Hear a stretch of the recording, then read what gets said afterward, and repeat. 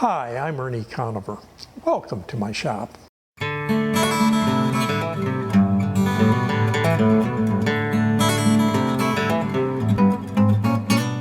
In this video, I'd like to show you a tricky part of our Windsor Stool project, and that's drilling the seat. It has to be done on a quadrant of the seat, and it has to be drilled at an 11-degree angle to splay the leg outward from the center. I'm using this Nova DVR Viking drill press to do the job, and the nice thing is the table in this tilts. So I simply tilted it to an 11-degree angle. I never quite trust scales though, so I also got out a protractor on my Starrett square set and set it to 11 degrees and lined that up, made sure that that really is 11 degrees. I attached a piece of MDF to the table, and I squared the table up with the base by sighting down the edge of it. I then took a square and drew a pencil line down this piece of MDF that is going right through where that drill centers. To make this blank up, I cut a 14-inch square of 1 7/8 thick ash and drew lines between the corners.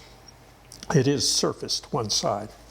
I then drew a 5 3/16 radius circle, and where that intersects with these lines, I have the spots for my 4 legs, and they're a perfect 45 degrees apart. This is a Fish wave cutter Forstner bit. Forstner bits were invented by a gunsmith in Ogden, Utah in the late 1800s. And he convinced Sam Colt to make them for him. So Sam Colt was the first manufacturer of Forstner bits. They're perfect for this job for a lot of reasons. By turning it kind of sideways where the flutes are on either side of that line, we can bring this down and lock it right there. And I can now come down here and just bring this around till that pencil line is right over the pencil line on my table. And I will now take a set of quick grip clamps here and just lock that right down on the table. It isn't going anywhere. I have set a depth of 2 inches on this. It's zeroed at the surface. I also programmed in the right speed for a Forstner bit in hardwood. So starting up the drill press, I just walk right down. And a nice thing about a Forstner bit for this, it's able to cut down in there at that angle and not walk down that line and really put our hole in the wrong location.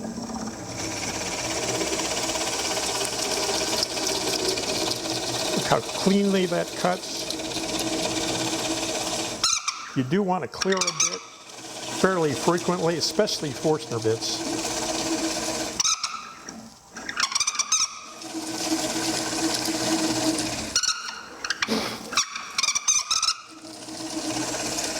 I can actually read this depth coming up to about 1 3/4 inches. I've hit depth. It now reverses and stops. And by reversing, it breaks the chip down there.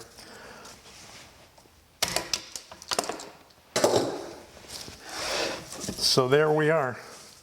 2 nice clean holes.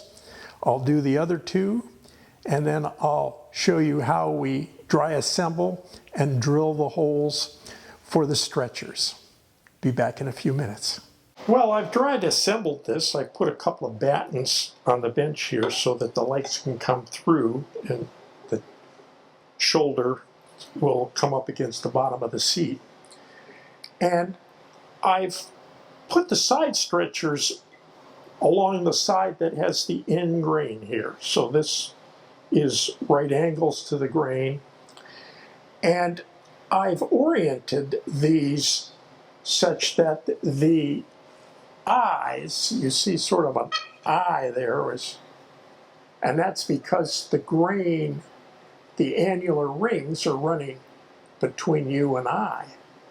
And so lining it this way and drilling this way will give us the strongest orientation. It's the least likely to split over time. Just good shot practice. Did the same out back here. I also numbered these legs as I turned them, and I've numbered 1, 2, 3, 4.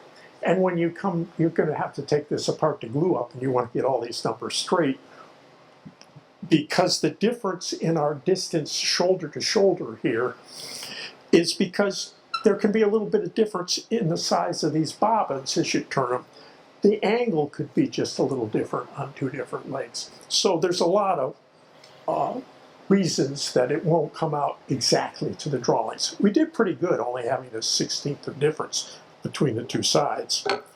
For our stretcher, we want to have a 3/4 inch long by 1/2 inch diameter tenon on each end, and we want to make the shoulder to shoulder distance about a 1/16 bigger so that it's doing that stretching thing I just talked about.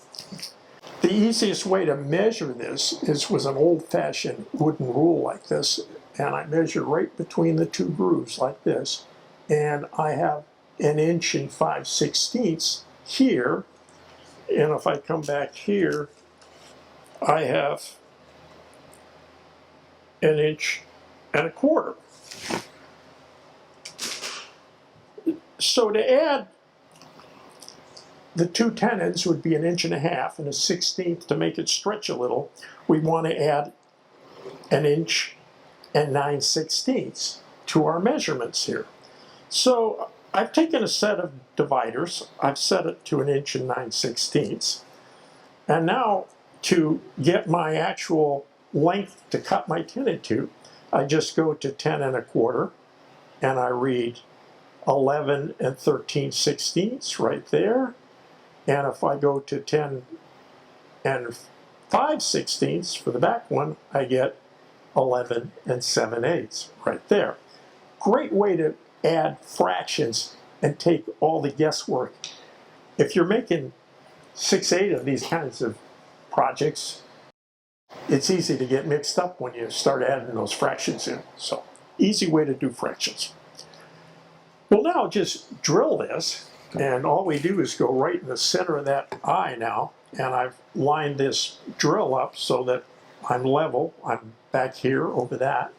I put a little line on this 1/2 inch wave cutter bit from Fish, and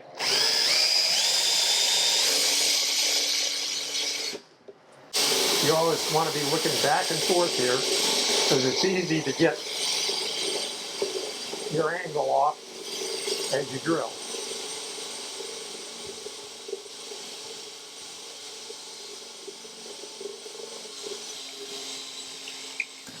There. And I'll just come over here and do the same thing.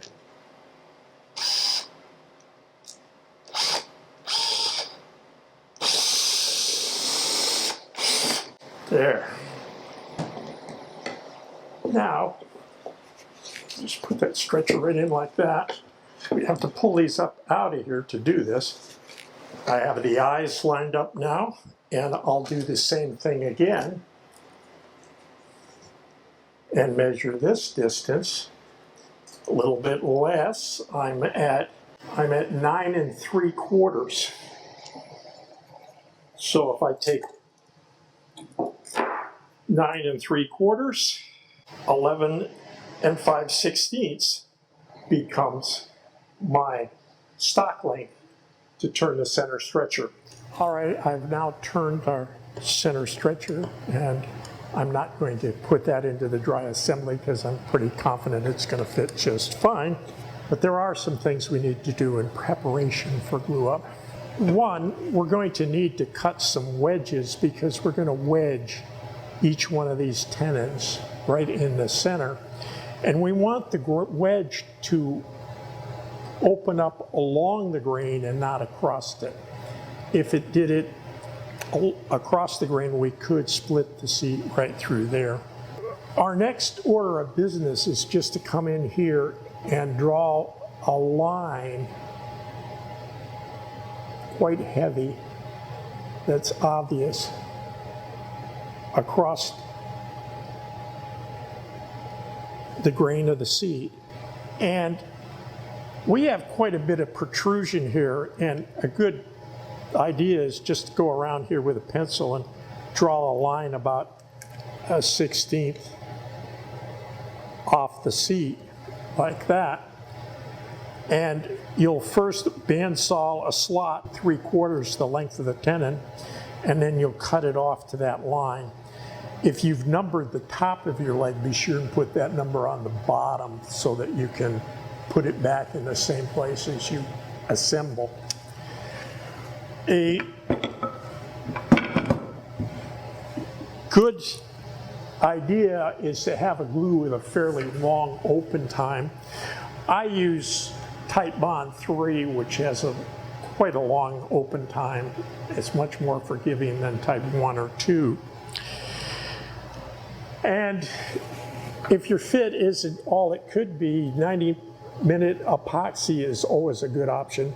And it's a glue that gives you the longest open time of any. So don't be afraid of that glue either. It's easy to use, and it dries clear. It doesn't show too bad, although you have to get all remnants off any place you're going to finish.